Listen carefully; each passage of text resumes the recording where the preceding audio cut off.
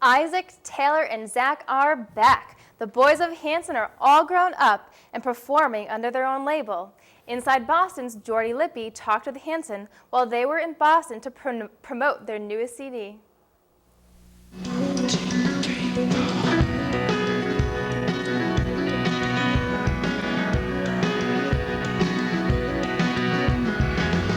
Hanson came out of Tulsa, Oklahoma in 1997 with popular hits like Bop. Their long blonde hair and pop scents gave way to their more mature sound with the release of their new independent album, Underneath, and their documentary, Strong Enough to Break. Hanson paid a visit to Boston University to showcase their documentary and talk with their college fans. Inside Boston was able to sit down with Hanson to discuss their new documentary and their break from a major label.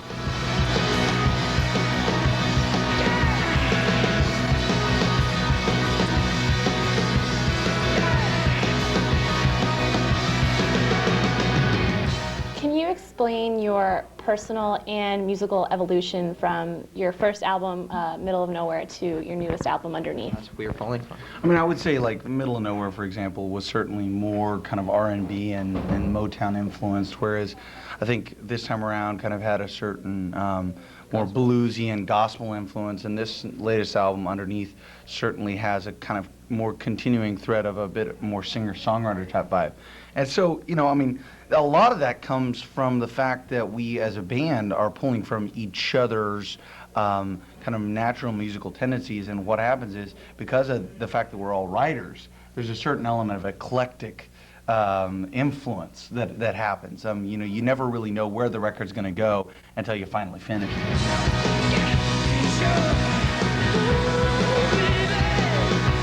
Can you describe what your transition was like from a major label to creating your own independent label? Mm-hmm. What was that like? Well, the decision to go independent was, based on the idea of the way that the music industry is working right now with the major label systems, and really finding a place where we could continue to do what we've always done with each record, and really thinking in the long term, thinking based on a career of great albums first, is the way that labels, the major labels are working nowadays, is more based on kind of a 6-week period of a single, and you don't have the opportunity to think based on a career, but you're get caught up in trying to manage a company that is looking only right at what's in front of it, not the long term of what you can do as a band. I've never seen anything like this. I've never seen anything like it. I just wish that they got it. We're on a rap label with the creator of Britney Spears and the Backstreet Boys as our A&R guy. What the heck do you expect? Slowly but surely, basically, what the film became was less a film about making music, and more a film about trying to get to that process, period, and trying to find your way through the barriers that the music industry sets up in making records, period, and then eventually our decision to form our own label and go independent. Watch me, watch me, watch me bleed like you roll razor blade.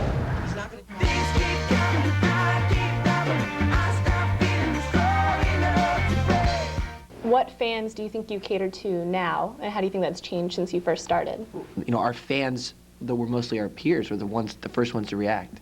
And I think what we've seen is that a lot of those fans have gone forward with us, and you know, for the most part, if you look at the Hanson following, the people that are big fans, a lot of them are your age. I mean, a lot of them are our peers, college-age students, in a lot of cases a little younger than us now.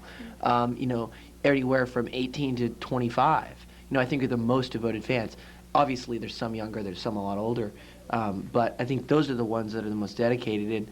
And one of the cool things about going to colleges has been there's a lot of, you're sort of like acknowledging the support of a lot of fans that have been there for a long time, that are students, and they're seeing the film, and they feel like it's cool that you're sort of coming into their world as students.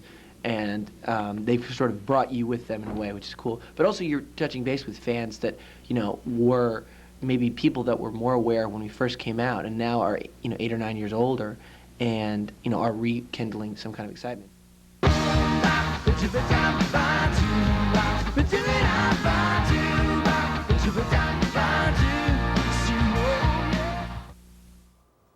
Hanson says that it's strange visiting colleges because they never realize all of their fans are actually their peers. Guys, I'm going to mbop it back to you. Jordy, how was it interviewing the guys? You were big fans of them, weren't you?